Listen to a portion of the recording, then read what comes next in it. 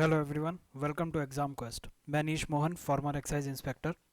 Indian economy का ये lecture number 2 है। इसकी पीडीएफ आप हमारे टेलीग्राम चैनल से डाउनलोड कर सकते हैं। ये हमारा डिस्कशन ग्रुप है, जहाँ पे अगर आप कोई डिस्कशन इनिशिएट करना चाहें तो कर सकते हैं। वीडियो को लाइक करें, कमेंट्स में आप डाउट्स पूछ सकते हैं और चैनल को सब्सक्राइब करें। तो पिछले लेक्चर के अंदर हमने जो भी किया था उसकी एक बारी हम रिवीजन कर लेते हैं थ्रू क्वेश्चंस। ये क्वेश्चंस बहुत ही बेसिक हैं, सिर्फ आपको कॉन्सेप्ट याद हो जाए उसको एक बारी आप रिकॉल कर लें, उसके लिए क्वेश्चंस डाले हुए हैं। तो पहला क्वेश्चन है, इसको आप पॉज करके आंसर दे दीजिए। सारे 8 क्वेश्चन है ये, तो सबके आंसर आप एक बारी देख लीजिए क्या हो सकते हैं इसके आंसर। फिर उसके बाद वीडियो को रन करना जब मैं आपको आंसर बताऊंगा, और कमेंट्स में मुझे बताना कि आपने 8 में से कितना स्कोर किया, आपके कितने सही निकले। तो पहला क्वेश्चन है, जीडीपी एट फैक्टर कॉस्ट क्या होता है। तो ये हम ऑलरेडी बता चुके हैं। फैक्टर कॉस्ट का मतलब क्या है कि अभी तक ये मार्केट में नहीं आया। मार्केट में नहीं आया तो उस पर इनडायरेक्ट टैक्स नहीं लगेगा और उसको सब्सिडी मिल रही होगी। तो आप देख लेते हैं डेफिनेशन में क्या है, GDP minus indirect tax plus में सब्सिडी। तो ये इसका आंसर हो जाएगा। ठीक है, एक बार बाकी ऑप्शंस भी देख लेते हैं। जीएनपी माइनस डेप्रिसिएशन, ये तो हमने देखा ही नहीं था कुछ, तो ये तो वैसे ही नहीं हो सकता। एनएनपी प्लस डेप्रिसिएशन, ये क्या हो जाता है, नेट के अंदर डेप्रिसिएशन को प्लस कर दिया है तो ये ग्रॉस बन जाएगा, तो ये जीएनपी हो जाएगा। पर ये भी आंसर नहीं है हमारा। GDP minus subsidies plus indirect tax, तो यहाँ पे कंफ्यूज नहीं होना है। जीडीपी जो ये दे रखी होती है ये मार्केट प्राइस पे दे रखी होती है। तो वैसे ज़्यादातर आपको जब क्वेश्चन मिलेगा तो यहाँ पे एमपी लिखा हुआ मिलेगा जब यूपीएससी बनाएगी।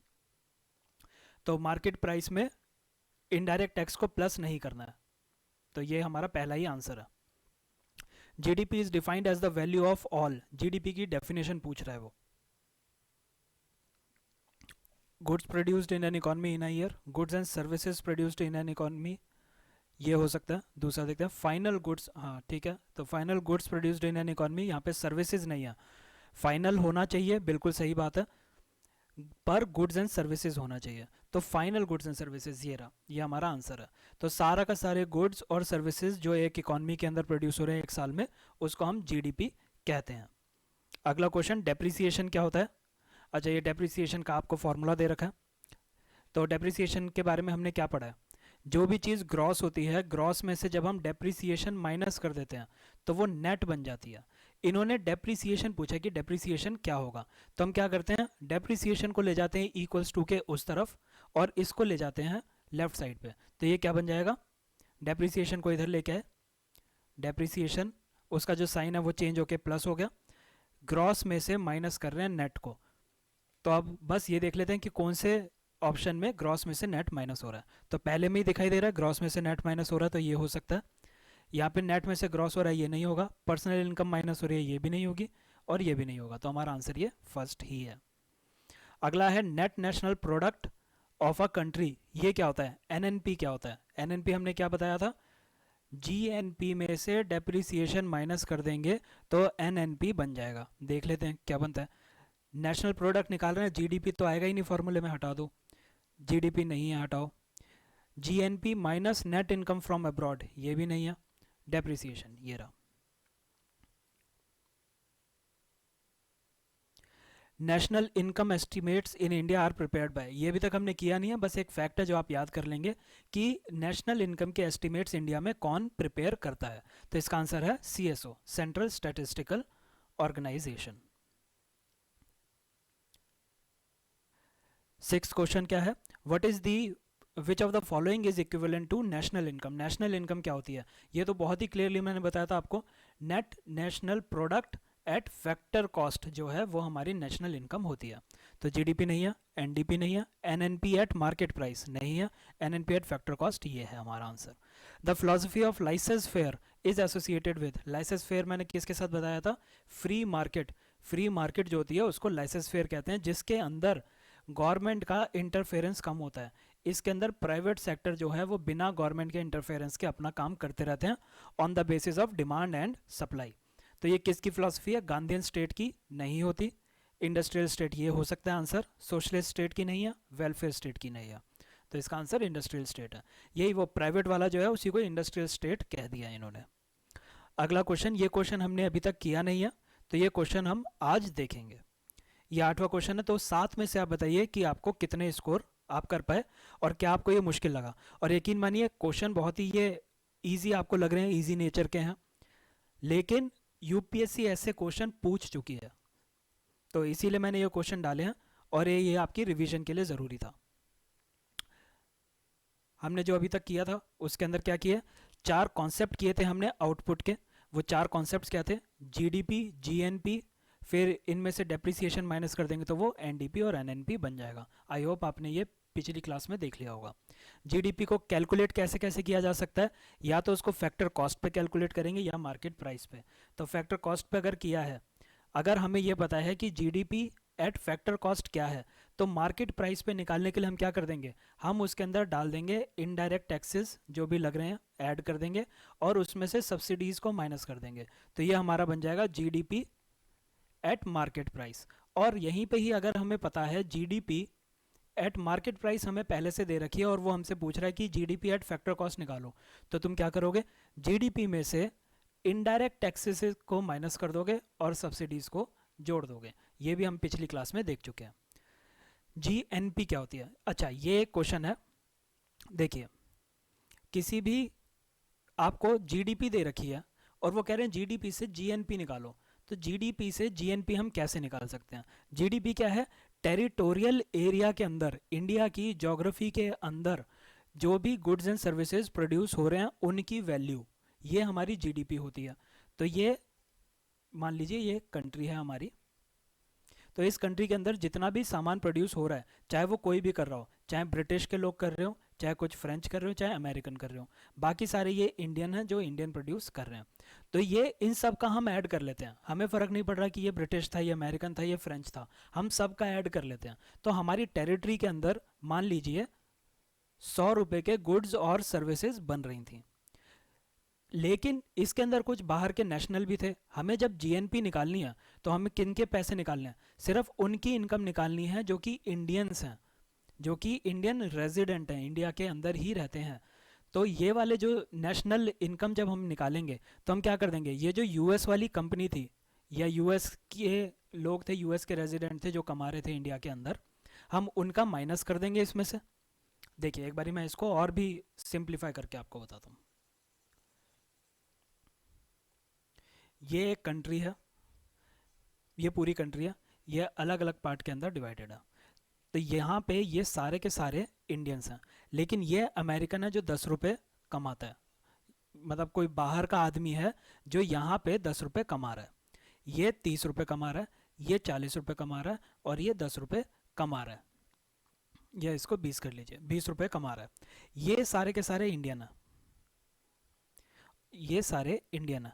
तो ये सारे इंडियन मिलके कमा रहे हैं, मान लेते हैं हम 120 रुपये, ये सारे इंडियन मिलके कमा रहे हैं 120 रुपये, और ये सारे के सारे फॉरेनर्स हैं। तो इंडिया की जब हम जीडीपी निकालेंगे तो हम ये देखेंगे कि इस टेरिटोरियल एरिया के अंदर कितने गुड्स एंड सर्विसेज प्रोड्यूस हो रहे हैं, जिसमें हम ये नहीं देखेंगे कि कौन कहाँ का नेशनल है। तो क्या हो जाएगा, 120 प्लस में ये सारे के सारे ऐड हो जाएंगे, तो ये कितने हो गए, 40 40 80 और 20 100, तो ये 100 हो गए।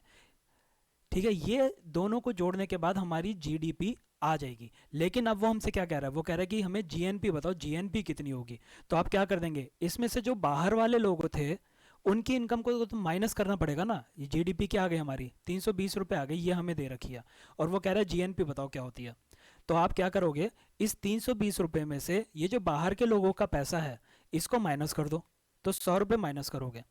लेकिन तभी तुम्हें याद आएगा कि अगर बाहर के लोग इंडिया में रह के कमा रहे हैं तो कुछ लोग इंडियंस भी होंगे जो कि बाहर बाहर से कमा रहे होंगे। हो सकता है कोई इंडियन है जिसने यूएस वाले बच्चे को मैथ्स पढ़ाई हो और बदले में उसने फीस दिया, तो ये जो पैसा जनरेट हुआ है ये यूएस से जनरेट ज़रूर हुआ है, लेकिन इंडियन ने कमाया। तो उस केस में क्या हो जाएगा, हम क्या करेंगे, अब हमने फॉरेनर का तो माइनस कर दिया, लेकिन जो हमारे खुद के इंडियंस हैं जो बाहर से पैसा कमा रहे हैं उसको जोड़ना भी तो पड़ेगा। तो मान लो ऐसे ही हमने बात देखा कि यूएस में इंडियंस 10 रुपये कमा रहे हैं, मैक्सिको में 5 कमा रहे हैं, पूरे यूरोप में 10 कमा रहे हैं, तो ये ऐसे करके 25 रुपये हो गए। तो हम क्या करेंगे, इस 320 में से ये जो 100 थे फॉरेनर के, ये तो माइनस करेंगे, साथ में ये जो 25 थे, इन 25 को जोड़ देंगे, तो जो आएगा वो हमारी जीएनपी बन जाएगी। ठीक है, ये चीज़ मैं आपको पहले भी बता चुका हूँ, आई होप समझ में आ गई होगी।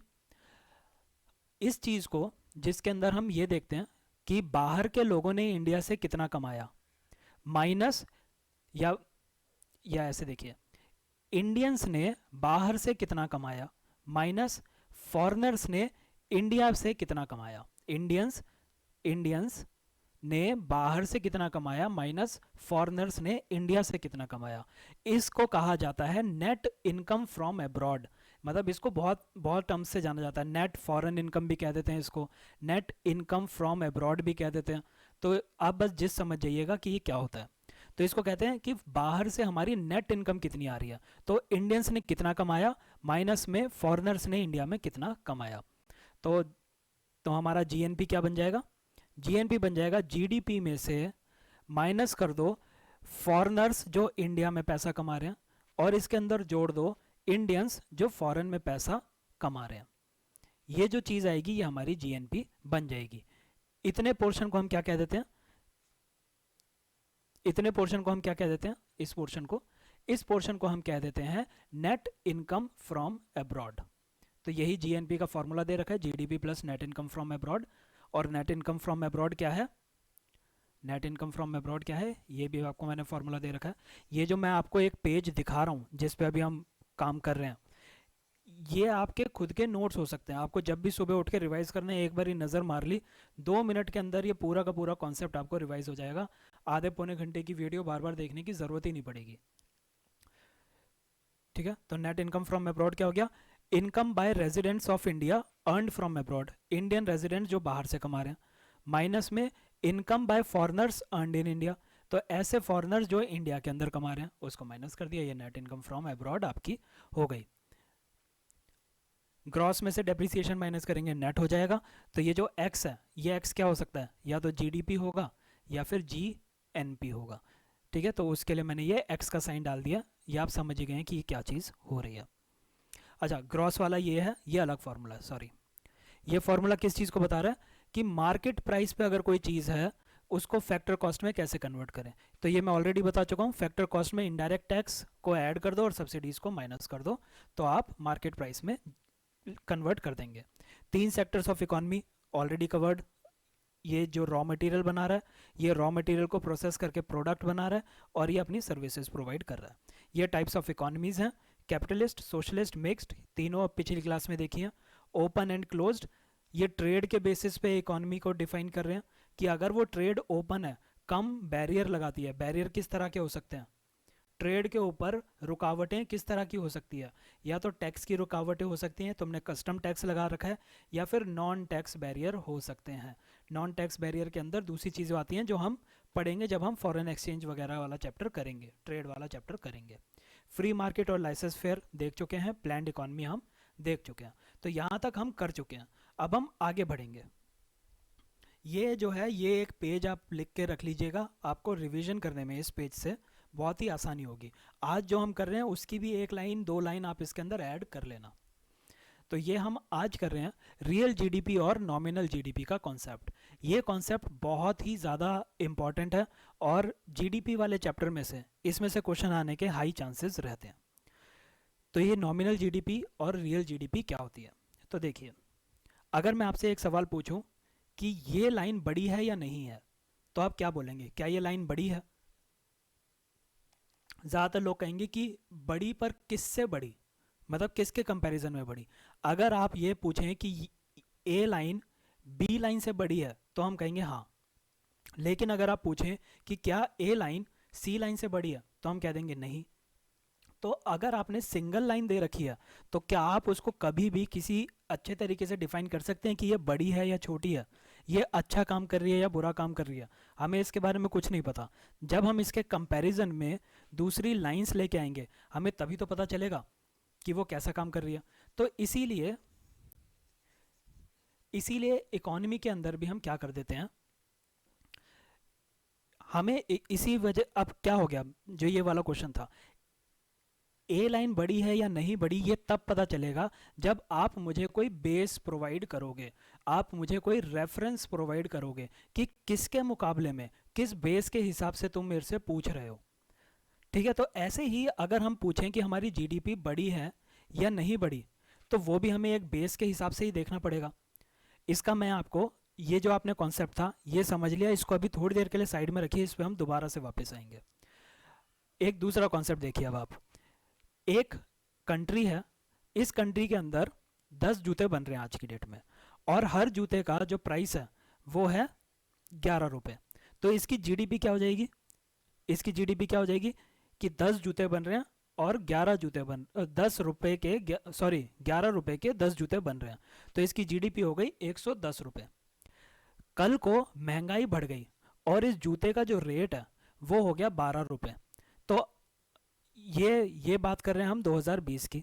2021 में क्या हुआ, महंगाई थोड़ी सी बढ़ गई, तो अब कितने कितने के होंगे उसके जूते, अब उसके 10 जूते 12 रुपए के मिल रहे हैं, तो वो हो गए 120 रुपए के। तो ये देखने में जब हम ऊपर ऊपर से देखें, अगर मैं किसी को कह दूं कि पिछले साल हमारी जीडीपी 110 थी अब 120 हो गई है, तो वो कहेगा कि 10 रुपए की ग्रोथ हो गई तुम्हारी तो। लेकिन एक्चुअली में क्या हुआ है, एक्चुअली में ये हुआ है कि सिर्फ महंगाई बढ़ी है, लेकिन जो हम गुड्स प्रोड्यूस कर रहे थे वो तो पिछले साल भी 10 थे, इस साल भी 10 हैं। तो क्या इसको हम एक रियल जीडीपी मानेंगे, क्या ये सच्ची जीडीपी है यार, या सिर्फ ये आंखों में धूल झोंकने वाली बात हो गई। तो इसको, ये वाली जो चीज़ है जिसके अंदर हम ये ध्यान नहीं देते कि इन्फ्लेशन से बढ़ रहा है पैसा, हम इसको ऐसे ही काउंट कर लेते हैं, इसको कहा जाता है नॉमिनल जीडीपी। क्या कहते हैं, नॉमिनल जीडीपी। ये रियल जीडीपी नहीं है ना, आप खुद भी देख रहे हैं कि यहाँ पे गुड्स में तो कोई भी बढ़ोतरी हुई नहीं, ये तो सिर्फ उसका रेट बढ़ गया, इसकी वजह से हमें लग रहा है कि जीडीपी बढ़ गई। पर असलियत क्या है कि हम पिछले साल जितना प्रोड्यूस कर रहे थे उतना ही इस साल प्रोड्यूस कर रहे हैं। तो तरीका क्या है कि किस तरीके से हम ये पता लगाएं कि हमारी जीडीपी बढ़ रही है या नहीं बढ़ रही। तो क्या कर देते हैं, अब हम उस लाइन वाले कॉन्सेप्ट पे आते हैं। अब हम बेस ईयर डिफाइन कर देंगे। जैसे लाइन वाले कॉन्सेप्ट के अंदर हम एक लाइन को बेस मान के चलते हैं, ये हमारा आधार है। अगर हम किसी भी लाइन को मेजर करेंगे तो हम इस आधार के बेसिस पे करेंगे। तो अगर आधार मैंने ले लिया ए, और अब मैं पूछूं कि क्या बी लाइन ए से बड़ी है या नहीं, तो आप कहेंगे जी बिल्कुल बड़ी है। अगर मैं ले लूँ सी, तो आप कहेंगे नहीं, ए से तो छोटी हो गई वो। ठीक है, तो ये एक तरह का बेस है, ये सिर्फ समझाने के लिए बता रहा हूँ मैं। अब इकॉनमी में देखते हैं, इकॉनमी में बेस क्या बन रहा है। इकॉनमी में बेस क्या बन रहा है, हम, जो पूरा देश है वो डिसाइड कर लेता है कि किसी साल को, मान लीजिए हम साल ले लेते हैं 2017-18 को, हम एक साल मान लिया।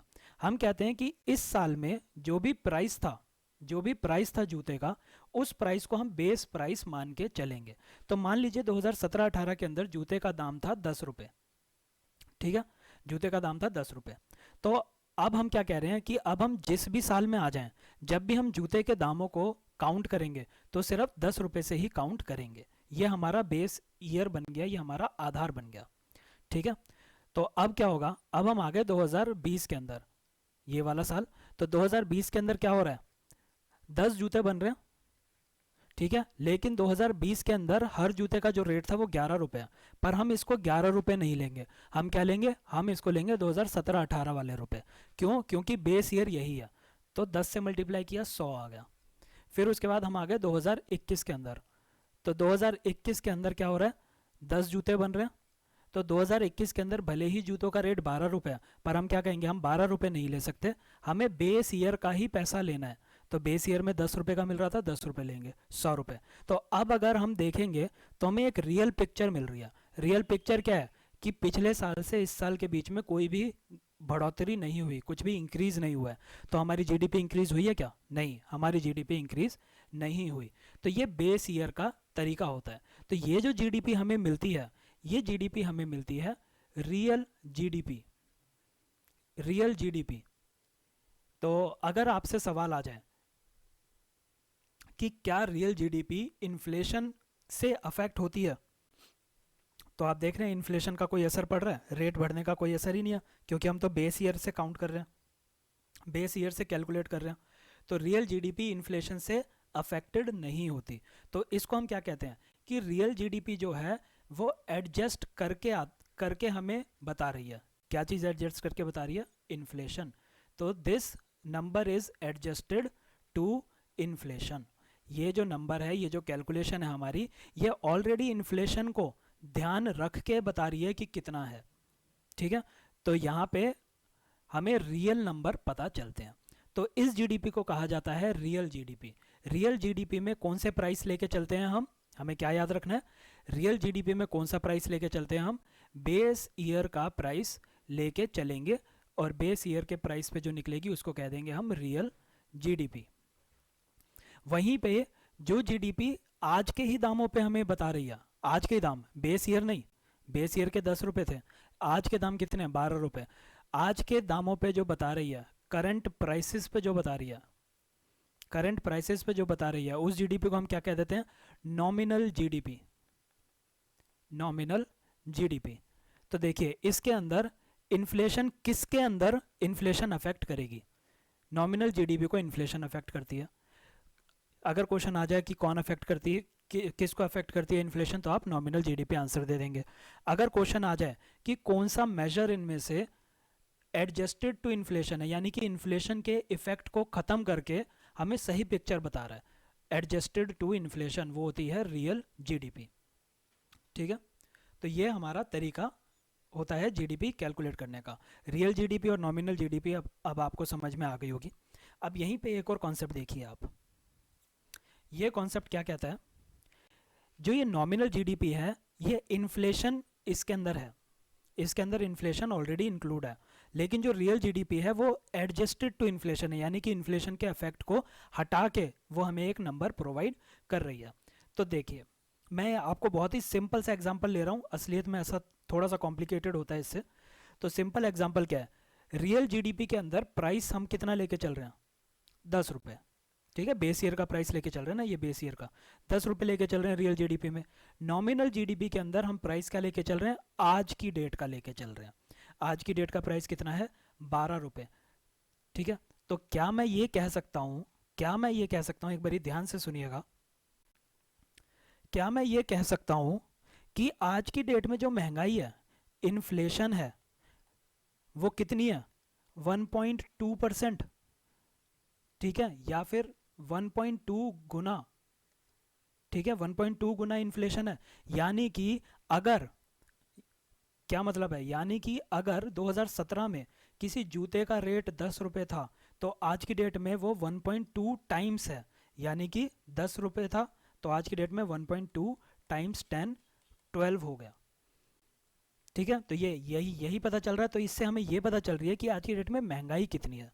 तो इस चीज़ की एक टर्म होती है, उस टर्म को क्या कहा जाता है? ये जो हमें इन्फ्लेशन इस तरीके से निकली है, इस तरीके को क्या कह देते हैं हम?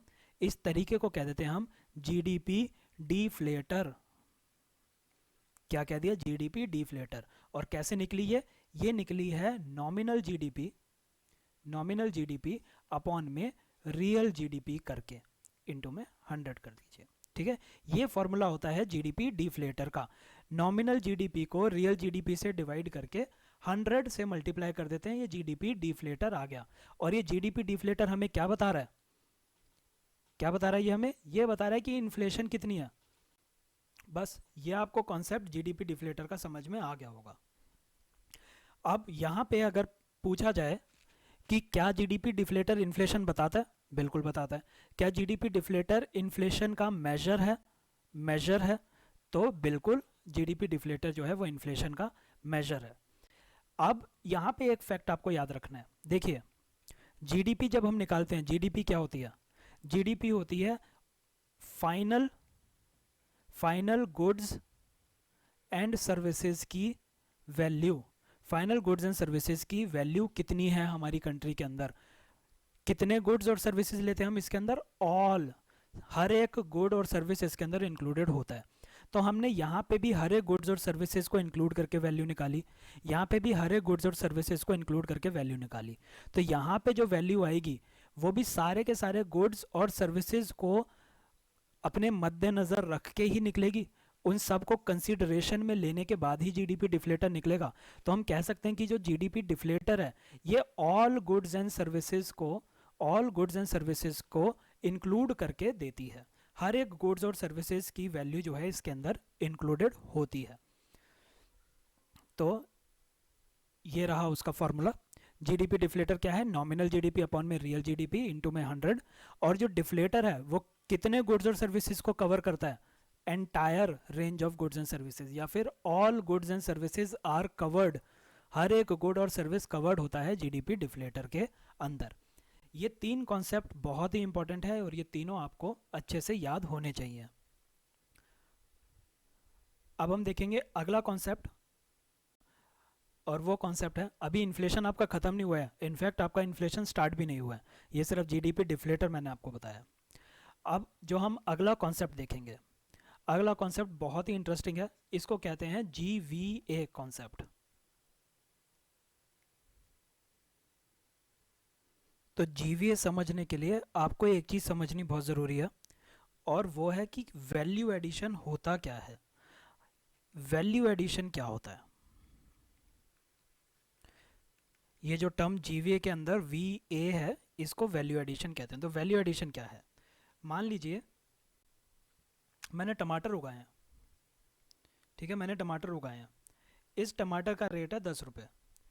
फिर ये टमाटर मुझसे किसान वालों ने, किसान केचप वालों ने ख़रीद लिए और इन्होंने बना दी इसकी एक केचप की बोतल। ठीक है, ये केचप की बोतल बना दी और ये मिल रही है 150 रुपये की। सेम टमाटर है, यही मैं अगर 1 किलो टमाटर ख़रीदता तो ये 1 किलो टमाटर मुझे मिल जाते 50 रुपये के। लेकिन इस 1 किलो टमाटर की हमने बना दी सॉस और उसके ऊपर लगा दिया अपना लोगो, लोगो जो भी था उसका, और अब हम उसको बेच रहे हैं 150 रुपये की। तो ये क्या हो गई? ये हमने टमाटर के अंदर वैल्यू ऐड कर दिया। ठीक है, इसका एक और सिंपल सा आप एग्जांपल देखिए। आप बाहर से कोको कोला लेके पीते हैं, 10 रुपये की मिलती है। वही सेम कोको कोला आप मैकडी में चले जाएं तो वो आपको एक कप के अंदर कोक डालेंगे, उसके अंदर बर्फ़ डालेंगे, और वो क्या करेंगे, क्या कहेंगे? वो कहेंगे हमने इसके अंदर वैल्यू ऐड की है। तो अब यही 10 रुपये की कोक है, सिर्फ बर्फ़ डाली है उन्होंने और एक कप के अंदर डाल के तुम्हें दे दिया, और वो इसके कितने चार्ज कर रहे हैं? 50 रुपये। कई कई जगह पे ये 50 से भी ज़्यादा चार्ज होता है। क्यों चार्ज कर रहे हैं? क्योंकि ये उन्होंने उसके अंदर वैल्यू ऐड कर दी, वैल्यू ऐड कर दी। तो जब भी कोई चीज़ बनती है तो वो ढेर सारे स्टेजेस से निकलती है, और हर एक स्टेज पे उसके अंदर कुछ कुछ वैल्यू ऐड होती जाती है। तो मान लीजिए अगर कोई किसान खेती बाड़ी कर रहा है, या टमाटर का ही हम अपना एग्जांपल कंटिन्यू रखें, कि ये जो टमाटर उग रहा है, इस टमाटर के अंदर उसने खाद डाली होगी, पानी डाला होगा, सब कुछ डाला होगा, उसने ये सारी चीज़ें खरीदी होंगी 10 रुपये की, और फिर उसके बाद उसने मेहनत करके टमाटर उगाया और टमाटर कितने का हो गया? 15 रुपये का हो गया। तो उसने कितनी वैल्यू ऐड कर दी? उसने 5 रुपये की वैल्यू ऐड कर दी। अब उसने यही टमाटर को आगे किसान वाले को बेच दिया, किसान वाले ने इसके अंदर कुछ वैल्यू ऐड की, इसके अंदर प्रिजर्वेटिव डाले। अब ये जो प्रिजर्वेटिव है ये कई सालों तक उस केचप को सही खाने लायक रखेगा। टमाटर तो 10-5 दिन के अंदर ख़राब हो जाते होंगे। प्रिजर्वेटिव डाले, वैल्यू डाली, उसको टेस्ट डाला, और अब वो इसको बेच रहा है यही 15 रुपये की चीज़, अब वो बेच रहा है 115 रुपये की। तो उसने क्या किया? इसके अंदर 100 रुपये की वैल्यू ऐड कर दी। फिर मान लीजिए किसान वाले की जो केचप है, इसको खरीद लिया मैकडी ने, और मैकडी ने क्या कहा कि हम अपने बर्गर के साथ में इसको साइड में, प्लेट के साइड में रख के देंगे। खैर मैकडी साइड में रख के नहीं देता है, पर एक एग्जांपल के लिए मान लीजिए कि हम साइड में प्लेट में ऐसे रख के देंगे, ठीक है, और इसके मान लीजिए वो अलग से चार्ज ले रहा है कुछ, और उसने चार्ज लेने चालू कर दिए 215 रुपये, तो उसने 100 रुपये ऐड कर दिए। ये सिर्फ एक एग्जांपल है कि हर एक स्टेज पे कुछ कुछ वैल्यू ऐड होती जा रही है उस प्रोडक्ट की। तो इसको कहा जाता है वैल्यू एडिशन। यही जो कॉन्सेप्ट है वैल्यू एडिशन का, ये हम यूज़ करते हैं जीएसटी के अंदर भी। जब हम जीएसटी करेंगे तभी आपको बहुत क्लियरली, बहुत ही अच्छे से समझ में आ जाएगा। पर आई होप यहाँ पे भी आपको थोड़ा थोड़ा समझ में आया होगा कि हम कुछ सामान लेते हैं पीछे से, उस सामान के अंदर अपनी कुछ कारीगरी करते हैं और फिर एक नया सामान बना देते हैं। तो पहले जो हमने सामान लिया था, ए लिया था और बी बना दिया।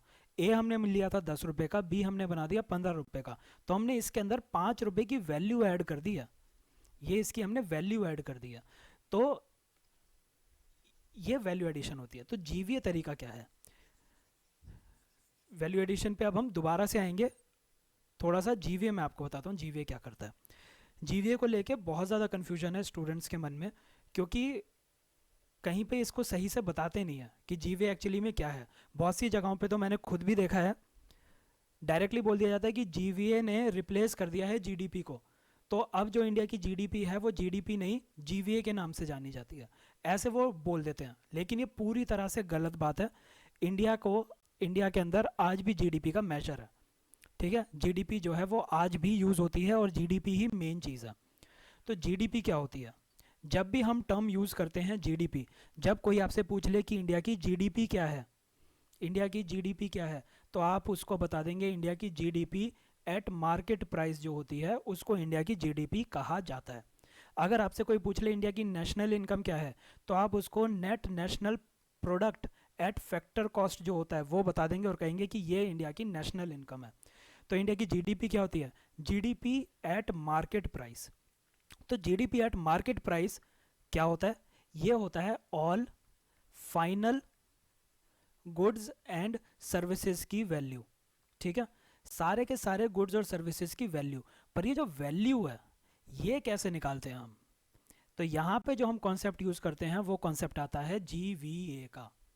तो जो जीवीए है हम उसको अपने समझने के लिए क्या हम ऐसा कह सकते हैं कि जीवीए निकाल के हम जीडीपी निकाल सकते हैं। जीडीपी के अंदर वैल्यू दिखी होती है, तो वो वैल्यू है, उस वैल्यू को हम कैसे कैलकुलेट कर रहे हैं, तो वो कैलकुलेट करने का तरीका हमें ग्रॉस वैल्यू एडेड मेथड ने प्रोवाइड किया है। तो जीवीए जो है वो जीडीपी नहीं होता है। जीडीपी क्या है? GDP at market price. पर उस जीडीपी तक हम कैसे पहुंच सकते हैं? ग्रॉस वैल्यू एडेड निकाल के। तो अब हम क्या करते हैं, हर एक गुड्स और सर्विसेज, हर एक फाइनल गुड्स और सर्विसेज जो है इंडिया के अंदर प्रोड्यूस हो रहा है उसके अंदर कितनी कितनी वैल्यू ऐड हो रही है हर एक स्टेज पे, हम उस वैल्यू एडिशन को निकालते जाते हैं और उसको जमा करते जाते हैं।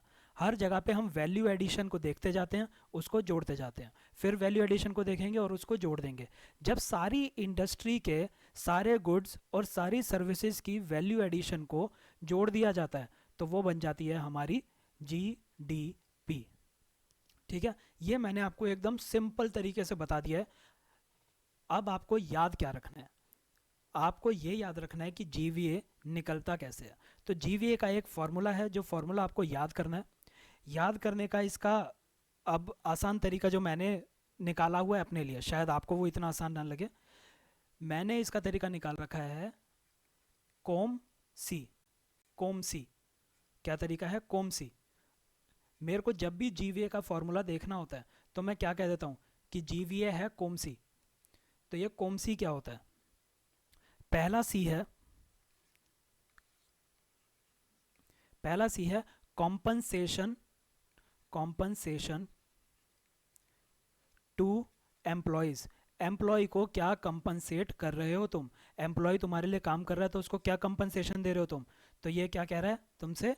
इनडायरेक्टली कह रहा है कि तुम लोगों को जो तुम्हारे यहाँ काम कर रहे हो उनको वेजेस क्या दे रहे हो। दूसरा ओ क्या होता है? ओ होता है ऑपरेटिंग, ऑपरेटिंग सरप्लस। ओ क्या है? ऑपरेटिंग सरप्लस है। तो ऑपरेटिंग सरप्लस क्या होता है? तो आपको मैंने पिछले लेक्चर में बताया कुछ फैक्टर्स ऑफ प्रोडक्शन होते हैं। वो फैक्टर्स ऑफ प्रोडक्शन क्या होते हैं? लैंड, लेबर, कैपिटल और एंटरप्रेन्योर, ये फैक्टर्स ऑफ प्रोडक्शन होते हैं। तो जो लैंड है, लैंड जो है, लैंड लैंड क्या मांगती है? लैंड मांगती है रेंट। जब भी आप लैंड लेते हो तो आप उसके ऊपर कोई ना कोई रेंट देते हो। अगर आप लैंड को अपने लिए यूज़ कर रहे हो और कोई भी रेंट नहीं ले रहे तो आपको उस रेंट का नुकसान हो रहा है, ऐसा माना जाता है, ठीक है। तो जो लैंड है फैक्टर्स ऑफ प्रोडक्शन में पहली चीज़, इसको आप ऐसे देखेंगे कि अगर आप कोई फैक्ट्री लगा रहे हैं तो आपको इन चीज़ों की ज़रूरत पड़ती है। आप कोई भी इंडस्ट्री लगा रहे हैं, आपको लैंड चाहिए जिसका आप रेंट देंगे, आपको लेबर चाहिए जिसकी आप वेजेस देंगे, आपको कैपिटल चाहिए, ये कैपिटल आप बैंक से उधार पे ले सकते हैं तो इस कैपिटल पे आप इंटरेस्ट देंगे। और जो एंटरप्रेन्योर है, एंटरप्रेन्योर काम क्यों करता है? ये सिर्फ और सिर्फ प्रॉफिट के लिए काम करता है एंटरप्रेन्योर जो है। तो फैक्टर्स ऑफ प्रोडक्शन क्या हो गए? Land, labour, capital, entrepreneur. और इनको क्या क्या रेम्यूनरेशन मिल रही है वो आप यहाँ पे देख चुके हैं। तो इस फॉर्मूले के अंदर कंपनसेशन टू एम्प्लॉयज जो है वो वेजेस को कवर कर लेती है। वेजेस जो है वो कंपनसेशन टू एम्प्लॉयज हो गया। ऑपरेटिंग सरप्लस क्या करता है? ऑपरेटिंग सरप्लस बाकी तीनों को कवर कर लेता है। तो इसके अंदर आता है आपका रेंट, इसके अंदर आपका आता है इंटरेस्ट, और इसके अंदर आता है आपका प्रॉफिट। तो ये ऑपरेटिंग सरप्लस होता है। इन तीनों को ऐड कर दिया तो आपका ऑपरेटिंग सरप्लस आ जाता है। फिर आता है आपका मिक्स्ड इनकम, फिर आती है आपकी मिक्स्ड इनकम। तो मिक्स्ड इनकम क्या होती है? तो देखिए, इंडिया के अंदर बहुत सारे लोग सेल्फ एम्प्लॉयड हैं, तो जो सेल्फ एम्प्लॉयड की इनकम होती है उसको मिक्स्ड इनकम कह देते हैं। ठीक है। और आपका जो ये लास्ट वाला सी आता है, इस लास्ट वाले सी को कहते हैं consumption, consumption of fixed capital. जो आपकी फिक्स्ड कैपिटल है उसको जो आप कंज्यूम करते जा रहे हैं वो इसके अंदर हम ऐड कर देते हैं। तो ये चार कंपोनेंट होते हैं जीवीए के। ये जो जीवीए हमारा निकल के आता है, ये जीवीए होता है बेसिक प्राइस पे। ठीक है। इसको, ये जो पूरा फॉर्मूला है, इसको मैं एक थोड़ा और साफ साफ लिखता हूँ। देखिए, तो ये जो सारा का सारा फॉर्मूला है, कॉम सी वाला जो फॉर्मूला है, इससे हमें क्या मिलता है? इससे हमें मिलता है जीवीए एट बेसिक प्राइस। ठीक है, हमें जीवीए मिल गया बेसिक प्राइस पे। अब हमें क्या निकालना है? जीवीए से हम क्या निकालना चाहते हैं? जीवीए से हम निकालना चाहते हैं जीडीपी। ठीक है। अच्छा, एक चीज़ और मेरी इसमें मिस हो गई, उसके लिए सॉरी। क्या मिस हो गया? देखिए, इसको भी मैं रब करके आपको एक बारी, एक चीज़ मिस हो गई है, बस वो बताना चाहूँगा। तो जो जीवीए हम निकाल रहे हैं, ये जीवीए किस स्टेज पे निकल रहा है? मैं आपको ऑलरेडी बता चुका हूँ। यहाँ पे क्या हो रही है? सामान की या सर्विस की प्रोडक्शन हो रही है। ठीक है, सिर्फ ये याद करने के लिए बता रहा हूँ। यहाँ पे सामान की प्रोडक्शन हो रही है। तो प्रोडक्शन हो रही है तो इस स्टेज के अंदर कुछ प्रोडक्शन टैक्स लग रहा होगा, कुछ ना कुछ प्रोडक्शन टैक्स जरूर लग रहा होगा। तो वो प्रोडक्शन टैक्स को हम ऐड कर लेते हैं, और इसमें कुछ प्रोडक्शन के लिए सब्सिडीज मिल रही होंगी, प्रोडक्शन को सब्सिडीज मिल रही हैं, तो उस प्रोडक्शन की सब्सिडीज को माइनस कर लेते हैं। ठीक है। ये चीज़ आपको याद रखनी है कि जीवी एट बेसिक प्राइस क्या होता है। ये कोमसी तो हम निकालेंगे ही निकालेंगे, कोमसी। उस कोमसी में कुछ प्रोडक्शन टैक्स भी लग रहा है, उस प्रोडक्शन टैक्स को जोड़ना है, और कुछ प्रोडक्शन की सब्सिडीज़ हैं, उन सब्सिडीज़ को माइनस कर देना है। तो उससे आपको क्या मिल जाएगा? उससे आपको मिल जाएगा जीवीए बेसिक प्राइस। अब जीवीए हम निकालते क्यों हैं? जीवीए हम निकालते हैं ताकि हमें जीडीपी मिल सके। तो हम देखेंगे कि जीवीए से जीडीपी कैसे निकलती है। तो हम क्या निकालेंगे? जीडीपी क्या होती है? जीडीपी होती है जीडीपी एट मार्केट प्राइस। तो उसको हम कैसे निकालते हैं? पहले हम निकालेंगे जीवीए एट बेसिक प्राइस, जो हमने ऊपर निकाला है ऊपर के फॉर्मूले से। इसके अंदर हम जोड़ देंगे, देखिए, जीवीए प्रोडक्शन स्टेज पे हो रहा है, प्रोडक्शन स्टेज पे हो रहा है। यहाँ पे चीज़ें प्रोड्यूस हो रही हैं अभी तक, लेकिन जीडीपी कहाँ पे आ रही है? मार्केट पे आ रही है। तो जो भी चीज़ प्रोड्यूस हो रही थी वो यहाँ पे एक प्रोडक्ट बन चुकी है। यहाँ पे क्या बन चुकी है? प्रोडक्ट बन चुकी है। यहाँ पे ये वाली जो स्टेज है, ये मैन्युफैक्चरिंग की स्टेज मान लीजिए। यहाँ पे प्रोडक्शन की एक्टिविटीज़ चल रही होंगी, वो सारी की सारी एक्टिविटीज़ एक प्रोडक्ट को बना के रख देती हैं। ये जो प्रोडक्ट है ये मार्केट में आ जाता है। ये सिर्फ याद करने का आपको तरीका बता रहा हूँ ताकि आप भूलें ना।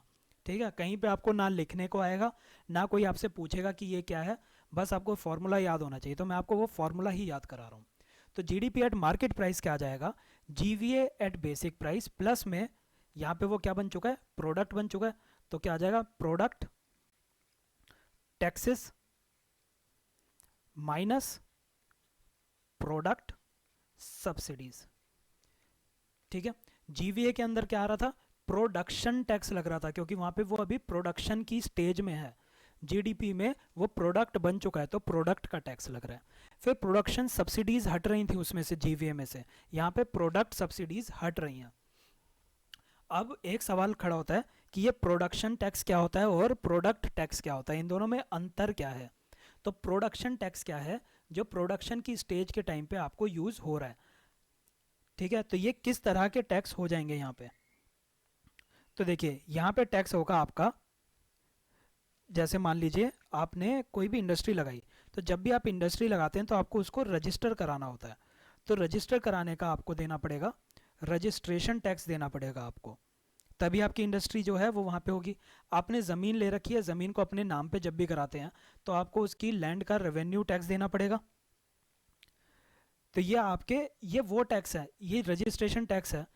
देखो, जब आप इंडस्ट्री लगा रहे हो तो दो तरह के टैक्स लग सकते हैं, या फिर एक पेन का एग्जांपल लेके करते हैं इसको, थोड़ा सा कॉम्प्लिकेटेड टॉपिक है। मान लीजिए ये पेन की मैंने इंडस्ट्री लगाई है, तो मैं यहाँ पे दो तरह के टैक्स पे कर रहा हूँ। पहला टैक्स तो ऐसा टैक्स है जो इस बात पे डिपेंड ही नहीं होता कि मैंने कितने पेन बना दिए। अगर मैं एक पेन बनाऊँ तो भी मेरे को उतना ही टैक्स देना है, अगर मैं दो पेन बनाऊँ तो भी उतना ही सेम टैक्स जाएगा, अगर मैं 2000 पेन बना दूँ तो भी मेरे को उतना ही टैक्स देना है। तो ये जो टैक्स है ये इंडिपेंडेंट है तुम्हारी प्रोडक्शन से लेके, तुम्हारी प्रोडक्शन चाहे कुछ भी हो। तो ये कैसा टैक्स होगा, आपने जो इंडस्ट्री रजिस्टर कराई है उस रजिस्ट्रेशन के ऊपर टैक्स लगेगा, तो वो जो टैक्स होता है उसको कहते देते हैं रजिस्ट्रेशन टैक्स। अब ये जो रजिस्ट्रेशन टैक्स होता है इससे हमें फ़र्क नहीं पड़ रहा कि तुम एक पेन बना लो, 10 बना लो या 1000 बना लो, तुमने फैक्ट्री रजिस्टर कराई है तो इतना टैक्स पे करना पड़ेगा। तो ये प्रोडक्शन टैक्स में आता है।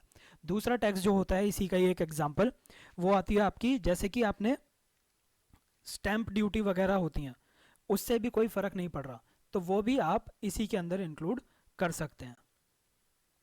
ठीक है, तो ये प्रोडक्शन की स्टेज में। दूसरे होते हैं तुम्हारे प्रोडक्ट टैक्सेस। प्रोडक्ट टैक्सेस जो इस बात पे डिपेंड होते हैं कि कितने तुम्हारी यूनिट बिकी। तुमने एक पेन बेचा, तुम्हारा एक पेन जो है 9 रुपये का पड़ता था, इसके ऊपर 1 रुपये टैक्स लग गया और तुमने इसको 10 रुपये का बेच दिया। तो अगर तुम दो पेन बेचोगे तो कितना टैक्स देना है, 2 देना है। 3 पेन बेचोगे तो 3 देना है। 1000 बेचोगे तो 1000 रुपये टैक्स देना है। तो ये जो टैक्स है ये किस बात पे डिपेंड हो रहा है कि तुम्हारा जो प्रोडक्ट बिका है वो कितना प्रोडक्ट बेचे हैं। तो यहाँ पे प्रोडक्ट इंपॉर्टेंट हो जाता है, इसलिए यहाँ पे प्रोडक्ट टैक्सेस आ जाते हैं। प्रोडक्ट कहाँ पे बिकेगा, और प्रोडक्ट बिकेगा मार्केट के अंदर। ठीक है, तो प्रोडक्ट टैक्सेस कैसे हो जाएंगे आपके, प्रोडक्ट टैक्सेस हो जाएंगे आपके एक्साइज टैक्स, आपका सेल्स टैक्स। ठीक है, तो अब ये क्या हो चुके हैं, जीएसटी। जीएसटी आपका प्रोडक्ट टैक्स बन जाएगा। तो ये आपका पूरा कॉन्सेप्ट था जीवीए का। तो जीवीए हम क्यों निकालते हैं, ताकि हम अपने जीडीपी को निकाल सकें।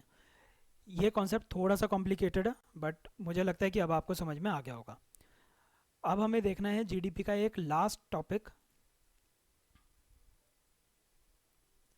और वो है जीडीपी के निकालने के कुछ तरीके। एक तरीका तो मैंने आपको ये जीवीए वाला बता दिया, कुछ हमारे ट्रेडिशनल तरीके चलते आ रहे हैं एग्ज़ाम के लिए, वो भी करने ज़रूरी हैं, तो वो तरीके देखेंगे अब हम।